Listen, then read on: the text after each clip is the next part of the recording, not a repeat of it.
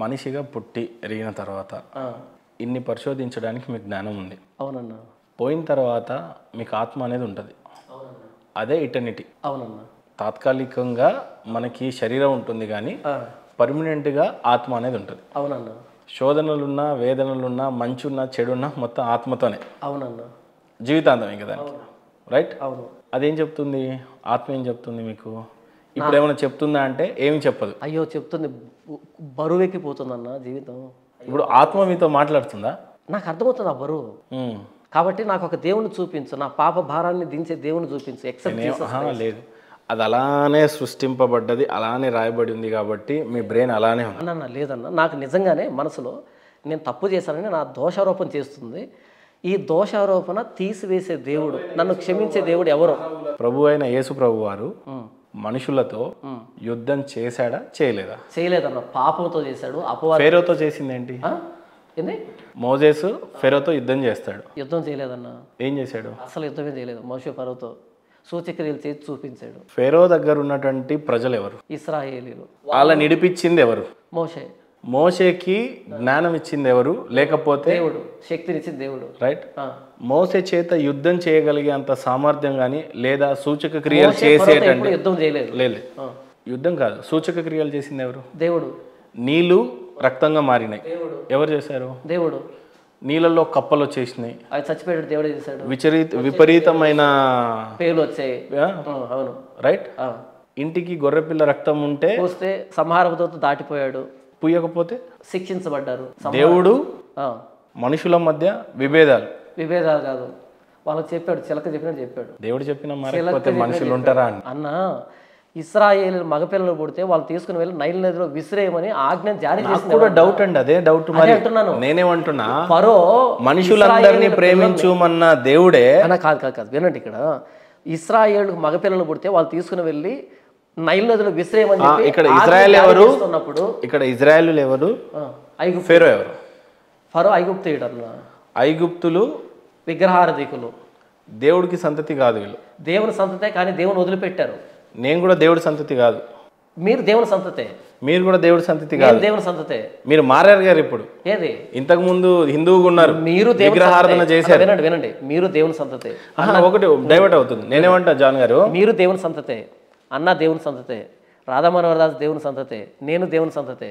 అయితే మన తేడా ఏంటంటే, నేను ఆయన సంతతిని గుర్తెరిగాను, మీరు ఇంకా గుర్తెరగలేదు. కాదు. ఫేరో కాలంలో మోజెస్ అన్ని సూచక క్రియలు చేస్తున్నా కూడా ఆయన దేవుని నమ్మలే. ఫేరో దేవుని నమ్మలే, కఠినపరుచుకున్నాడు. రైట్. రాధామనోహరదాస్ లాగా. ఫేరో నుండి మనుషులందరినీ విడిపించుకెళ్ళిన మోసే దేవుడు ఆజ్ఞల చేత సూచక క్రియలు కానీ వింతలు విశేషాలు అన్ని చేశాడు. రైట్. అంటే ఇక్కడ దేవుడు మోసేస్ రూపంలో ఫేరోతో యుద్ధం జరిగినట్టే, అదే ద్వారంలో యుద్ధం జరిగినట్టే అక్కడ ఆల్మోస్ట్. కానీ భూమి అంతా ఒకటే, ప్రజలంతా నా వాళ్ళే, చల్లా చెదురుగా చిలిగిపోయారు. అది దేవుడి ప్రమేయం లేకుండా ఎలా జరుగుతుంది? బైబుల్ ఎందుకు అట్లా తయారు చేసింది మిమ్మల్ని? లేదన్న, అదే చెప్పారు. ఆదికాండ 11వ అధ్యాయంలో షీనార్ మైదానంలో మానవులు దేవుని ధిక్కరించి బాబెల్ గోపురాన్ని కడుతూ ఉంటే అక్కడ దేవుడు భాషను తారుమారు చేశాడు. దేవుని ఉద్దేశం వాళ్ళని చెదరగొట్టడం కాదు, వాళ్ళందరూ ఒక దగ్గర ఉండడం, ఆయన సేవించడం. మనమంతా దేవుని పిల్లలు అన్నా, మనమంతా దేవుని పిల్లలమే, అవునన్నా కాదన్నా దేవుని పిల్లలమే. అయితే మనం కొన్నిటిని నమ్మి దేవుడికి దూరం అయిపోయాం అంతే. దేవుని పిల్లలు అన్నంతా మనమంతా ఎవరైనా సరే దేవుడే పుట్టిస్తున్నాడు, దేవుడే చంపుతున్నాడు. అయితే మన దగ్గరికి సత్యం వచ్చినా సరే ఆ సత్యాన్ని ఎందుకు మనం అంగీకరించలేకపోతున్నాం, అక్కడ డిఫర్ అవుతున్నాం తప్ప చనిపోయేంత వరకు మనం దేవుని పిల్లలమే. ఎటర్నల్ లాస్ట్, శాశ్వతంగా దేవుడు దూరం అయిపోయేంత వరకు మనకు ఛాన్స్ ఉందన్న, దాన్ని నరకం అంటాం మేము. కాబట్టి ఏంటంటే దేవుని పిల్లలం కాబట్టే ప్రతి మానవుడి దగ్గరికి వెళ్ళి వాళ్ళు కొడుతున్నా, తిడుతున్నా, పేడ నీళ్ళు చల్లుతున్నా సరే సువార్త చెప్తున్నామన్న. రండి ప్రభువైన యేసుక్రీస్తు దగ్గర, మీ పాపాలు ఒప్పుకోండి, మారు మనసు పొందండి అని. దీన్ని మత ప్రచారం అంటున్నారు. పేడ నీళ్ళు చల్లుతున్నా సరే తిరిగి మరలా వాళ్ళ ఇంటికి వెళ్తున్నామంటే అందరు దేవుని పిల్లలు కాబట్టి. కానీ ఏమైనా బ్యాక్వర్డ్గా ఉంటున్న పేద ప్రజలే క్రిస్టియానిటీని పుచ్చుకుంటా ఉన్నారు ఎక్కువగా అంటున్నారు. అంటే చరిత్ర ఇతిహాసాలు, ఇప్పుడు నాకు ఇన్ని ఇతిహాసాల గురించి మీకు ఇందాక నుంచి చెప్తున్నా, ఇంత హిస్టరీ కలిగి ఉన్నా కూడా నేను బైబుల్ని ఎలా నమ్మాలనేది నా పెద్ద క్వశ్చన్ అంతే. ఓకే అన్న, మీరు నమ్ముతారా లేదా అన్నది ప్రశ్న కాదు ఇక్కడ. నేనే కాదు, ది కోర్ హార్టిజం ఆఫ్ హిందూయిజం ఏం చెప్తుంది? కొంతమంది వేదాలు చదివారు, కొంతమంది పురాణాలు చదివారు, కొంతమంది హిస్టరీ ఏదో రకంగా చదివారు. ఇప్పుడు ఇందాక మీకు బైబిల్లో యేసు ప్రభు వారు పుట్టింది ఎప్పుడు, చనిపోయింది ఎప్పుడు అంటే చెప్పలేకపోయారు. అయ్యో చెప్పాను కానీ దానికి డేటు ప్రమాణం అనేది లేదు. ఓకే వదిలేండి. ఇక్కడ ఈ పురాణాలలో తిథుల ప్రకారంగా అన్ని క్లియర్గా చెప్పున్నా మీరు ఇతిహాసం చదవలేదు కాబట్టి మతం మారారేమో అని ఇప్పటికీ నా మనసులో అదే అనిపిస్తుంది. మీకు అంటే పోనీ మీకేమన్నా నా గురించి మహేందర్ నీకు ఈ హిస్టరీ తెలియట్లేదు, ఇది నేర్చుకో అని మీకు చెప్పాలనిపిస్తే ఐఎమ్ రెడీ టు అన్న ఒకటన్నా ఏంటంటే నేను ఎక్స్పీరియన్స్ అవుతున్నాను, నేను చేసిన పాపాలని ఎక్స్పీరియన్స్ అవుతున్నాను, నాకు అర్థమవుతున్నాయి. మీరు ఇంకా ఎక్స్పీరియన్స్ కాలేదేమో, ఆ భారం మీకు రాలేదేమో, అపరాధ భావం రాలేదేమో, నాకు వచ్చింది. దాన్ని విడిపించగలిగిన వాళ్ళు ఎవరు అంటే నా చెల్లెలు రూపేణ. నా గురించి అంటే నేను కేవలం ఒక్క వ్యక్తినే, కానీ ఒక 20 ఏళ్ల సంవత్సరాల నుంచి చనిపోయినటువంటి వ్యక్తుల పరిస్థితి ఏంటి అని అడుగుతున్నా మిమ్మల్ని. ఎవరైనా సరే మనం జంతువుల కంటే అధికంగా సృష్టించబడ్డామని బైబిల్ చెప్పింది. మనం ఆలోచన విధానం ఉంది. నేను చేసింది దేవుడు కాదు, నన్ను చేసిన వాడు దేవుడు. ఇది చిన్న విషయం, పెద్ద విషయం కాదు. నేను చేసింది దేవుడు కాదు, నన్ను చేసినవాడు దేవుడు. ఇది యెషయా గ్రంథంలో రాయబడిందన్న. కాబట్టి ఏంటంటే నాకంటే అధికుడు దేవుడు ఉంటాడు. ఈ సూర్యచంద్ర నక్షత్రాదుని సృష్టిని చేసిన ఆయన దేవుడు ఉంటాడు. ఆయన ఎవరో అని నేను ఆలోచించినప్పుడు అది నాకు నీతిగా ఎంచబడుతుంది. యేసు ప్రభు సువార్త రాకముందు ఇది ఎవరు అని చెప్పి కేవలం మీరు బైబిల్లోనే వెతికారు అని అంటున్నారు. ఖురాన్ని వెతకలేదు, గీతని వెతకలేదు, నేను కేవలం బైబిల్లోనే వెతికాను అంటున్నాను. అంటే ఇక్కడ నేను ఏం చెప్తున్నా అంటే బహుశా మీరు ఈ రెండు చదువుంటే నేను చాలా హ్యాపీగా ఫీల్ అయ్యాను. మీకు చెప్తున్నాను, ఏం చెప్తున్నానంటే నేను వాటిని చదివాను, వాటిలో తప్పు ఉంది అనడం నాకు హక్కు లేదు, రాజ్యాంగబద్ధంగా హక్కు లేదు. నా విశ్వాసాన్ని నేను ఎంతైనా ప్రకటించుకోగలుగుతాను, నాకు హక్కు ఉంది. ఇప్పుడు నేను అన్న రామాయణం చదివాను, అది చదివాను, ఇది చదివాను కాబట్టి నేను తప్పు అంటే అది నా హక్కు లేదు. సో మీరు కూడా అర్థం చేసుకోండి. నేను చెప్పాను కదా 18th చాప్టర్ నుంచి 20th చాప్టర్ భారతంలో దాన్ని భగవద్గీత అంటారు అనేది నేను చెప్పాను కదా. చెప్పానంటే నాకు తెలుసా తెలియదా? సో ఏంటంటే అన్న కొన్ని నేను అధికారంగా చెప్పలేదు. ఉపరితలం మీద ఉన్నటువంటి వాటి గురించి మాట్లాడుతున్నారు కానీ లోతులో ఏముందో చెప్పలేక. లోతులో నేను అక్కడికి రాను, దీంట్లో లోతు అడగండి ఎంతైనా వస్తాను, ఎందుకంటే నాకు ఈ హక్కు ఉంది. లేదు ఇది చదివారు, అది చదవలేదు, సింపుల్. అయితే ఏంటంటే మాట్లాడే హక్కు నాకు లేదు. ఇది నాకు సర్వాధికారం ఇచ్చింది, ఎంతైనా మాట్లాడతాను నేను, ఎవరు ఏమనుకోరు. కానీ మీ విశ్వాసంలోకి దూరి నేను చెప్పినప్పుడు అది మంచిది కాదు. అందుకని నేను వాటి గురించి సరే. మానవులలో ఇన్ని మతాలు, ఇన్ని కులాలు, ఇన్ని దేశాలు ఎందుకున్నాయంటే మీరేం చెప్తారు ఒక పాస్టర్గా? దేవుని వదిలిపెట్టారు కాబట్టి, మతాలు సృష్టించుకున్నారు. అందుకే ఆ దేవుడు ఈ లోకానికి వచ్చి నా దగ్గరికి రండి అని పిలుస్తున్నాడు, యేసు ప్రభు రూపంలో, సువార్త రూపంలో. చాలామంది క్రిస్టియన్సే అటు ఇటుగా ఉంటుంటారు. ఒక సండే వస్తారు, ఒక సండే రారు. అవును, అది ప్రామాణికం కాదు, రైట్. కొన్ని రోజులేమో కల్వరి సతీష్ దగ్గరికి పోతే, కొన్ని రోజులేమో వాళ్ళ అవగాహన ఇంకొక చోటుకి పోతా ఉంటారు. వాళ్ళ అవగాహన రాహిత్యం. ఒక 2-3 పాస్టర్ల చేత పోతారు. అవును అవును. కొందరేమో ఒకే పాస్టర్ దగ్గర నాకు ఇక్కడ తప్పితే ఇంకో చేట రుచి. ఇప్పుడు సపోజ్ కల్వరి సతీష్ గారేమో LED స్క్రీన్ మీద గట్టి స్పీకర్లతో మంచి AC ఇండ్లలో సువార్త బోధిస్తూ ఉంటాడు. ఓకే, ఒకటి AC కంఫర్ట్ అన్న నచ్చి ఉండాలి, లేదా ఆయన బోధనలో ఆ స్పీడ్. స్టోరీస్. ఇప్పుడు ఇందాక విజయ్ ప్రసాద్ రెడ్డి గారు ఉన్నారు కదా, విజయ్ ప్రసాద్ రెడ్డి గారు, ఆయన మోటివేషన్ పాయింట్ ఆఫ్ వ్యూ ఎంచుకున్నాడు. ఓకే, అవును. అప్పుడు అక్కడే ఉండాలనిపిస్తుంది. అవును. ఇక మీ దగ్గరకు వస్తేనేమో మీరు ఎంతసేపు బైబుల్ రుద్దడం వల్ల కూర్చున్న కాసేపటికి నిద్రపోతున్నట్టు అనిపిస్తుంది. ఎందుకంటే సత్యం నచ్చదన్న, ఇట్స్ అ బెటర్ పిల్ టు స్వాలో. అలాంటి వారికి మీరేం చెప్తారు మరి? ఏం చెప్తానంటే సత్యం నచ్చిన వాళ్ళు నాకెందుకన్నా వద్దు, సత్యం నచ్చే ఒక్కడు చాలు, ఇద్దరు చాలు. నాకు గుంపు అవసరం లేదు, నంబర్ అవసరం లేదు. మరి మిగతా వాళ్ళ గురించి బాధ లేదా మీకు? బాధ ఉంది కాబట్టి యూట్యూబ్లో ఛానల్ ఓపెన్ చేసి ప్రకటిస్తున్నాను, గొంతు చించుకొని అరుస్తున్నాను మారమని. జాన్ పాల్ గారు ఒక ప్రశ్న సూటిగా అడగనివ్వండి. కొందరు పాస్టర్స్ టచ్ అనగానే ఎన్నో ఏళ్ల నాటి నుండి నడవలేకపోతుంటే కాళ్ళు వచ్చేస్తాయి, గుడ్డివాడికి కళ్ళు తెరుస్తూ ఉంటాయి, వాడి లంగ్ లో క్యాన్సర్ ఉంటే క్యాన్సర్ తగ్గిపోతుంది, ప్రేయర్ ఆయిల్ రాస్తే అది తగ్గిపోతుంది అని చెప్పేసి ఇలాంటి పాస్టర్స్ గురించి జాన్ పాల్ గారు ఏం చెప్తారు? వాళ్ళు పాస్టర్లు కాదు, వాళ్ళు డ్రామా ఆర్టిస్టులు. వాళ్ళు పాస్టర్లు కాదు, వాళ్ళు డ్రామా ఆర్టిస్ట్. ఏం చెప్తుంది అసలు బైబిల్ ఏం చెప్తుంది? బైబిల్ దాకా వద్దన్న. బైబిల్ ఏం చెప్పిందంటే అబద్ధ బోధకులు, అబద్ధీకులు, గారడి సీమోన్లు, అపవాది ఆత్మ కలిగిన వాళ్ళు, భ్రమపరిచే ఆత్మలు అని చెప్పింది. వాళ్ళు పాస్టర్లు కాదు, వాళ్ళు అబద్ధీకులు. అది భక్తి కాదు, అది బిజినెస్, అది చర్చి కాదు, అది వ్యాపార సంస్థ. అది క్రిస్టియానిటీ కానే కాదు. క్రిస్టియానిటీని అవమానించేటువంటి విధానం. అలాంటి బోధన వింటున్నటువంటి క్రిస్టియానిటీ సోదరులకు మీరేం చెప్తారు మరి? ఎంత తొందరగా వీలైతే అంత తొందరగా బయటకు వచ్చేసేయండి, అక్కడ ఉండకండి. అది క్రిస్టియానిటీ కాదు.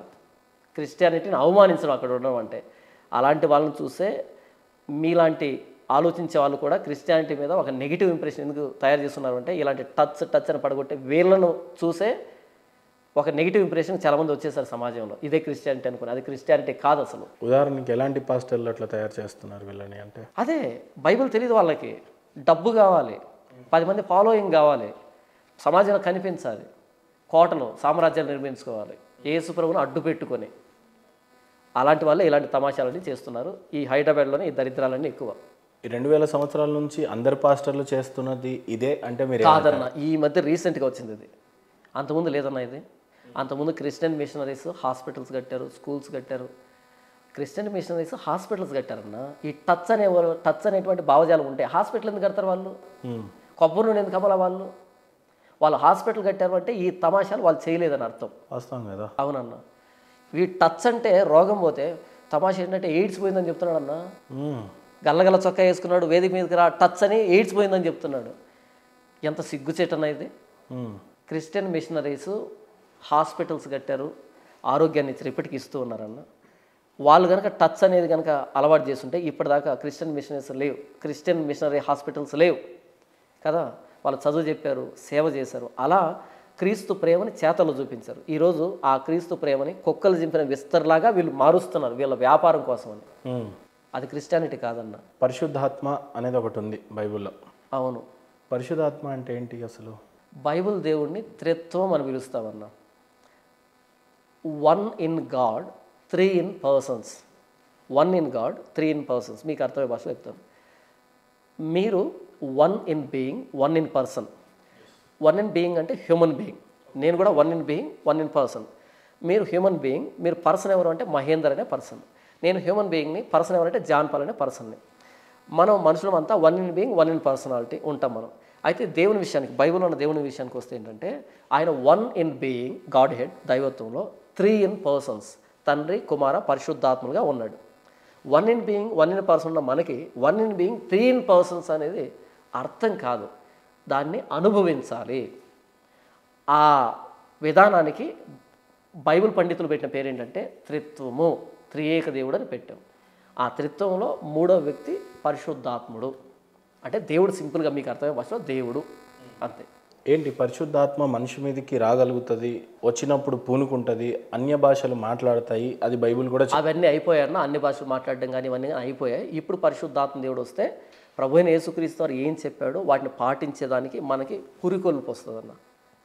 ప్రభు అయిన యేసుక్రీస్తు వారి ప్రాంతాన్ని గౌరవించేటట్టుగా ప్రతి సందర్భంలో మీరు ఎప్పుడైనా అన్య భాషలు మాట్లాడటం కానీ? లేదన్నా, నేను తెలుగు మాట్లాడడానికి ప్రయత్నం చేస్తున్నాను, ఇంగ్లీష్ మాట్లాడడానికి నేర్చుకుంటున్నాను, ఇంకా అవ్వలేదు. అన్య భాష అనేది దేవుడిని ఎక్కువగా వెతికినప్పుడు కానీ, చదివినప్పుడు కానీ, ఎవరైనా పరిశోధించినప్పుడు కానీ, మా క్రిస్టియానిటీలో ఎవరైనా ఒక పాస్ట్ కానీ మా క్రిస్టియన్ ఎవరైనా అన్య భాష మాట్లాడుతున్నాం లోడలోడ వాగితే దొంగ అని గుర్తుపెట్టుకోండి. కానీ అన్య భాషలు అనేది ఉంది కదా, అన్య భాషలు ఉన్నాయి, అవి చరిత్ర జరిగాయి.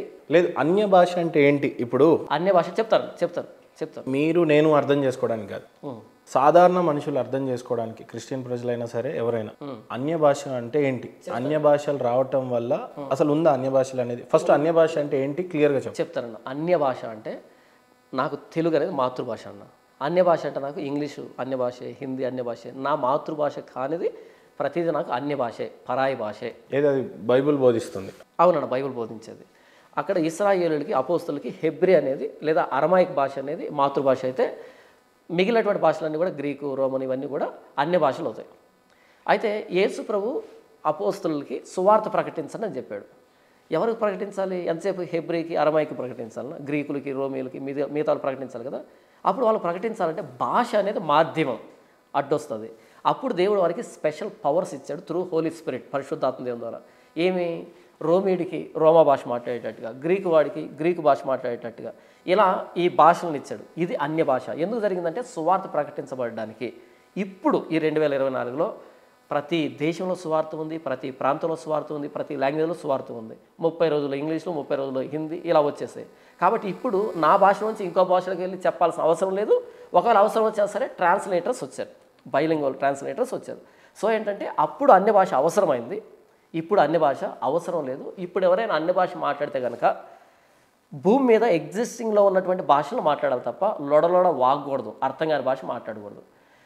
భూమి మీద అన్ని భాష, ఇప్పుడు చైనీసో జపనీసో మాట్లాడితే అప్పుడు నమ్ముదాం, అన్ని భాష మాట్లాడుతున్నాడు ఈ వ్యక్తి, తెలుగు అయి ఉండి కూడా అనర్గళంగా మాట్లాడుతున్నాడు, దేవుని శక్తి అని నమ్ముదాం. కానీ అలా కాకుండా ఏదో వాగాడు అనుకో, నోటుకు వచ్చిన వాగాడు అనుకో, అది దానిని అన్ని భాష అని పేరు పెడితే వాడు దొంగ, మోసం చేస్తున్నాడని గుర్తుపెట్టుకోండి.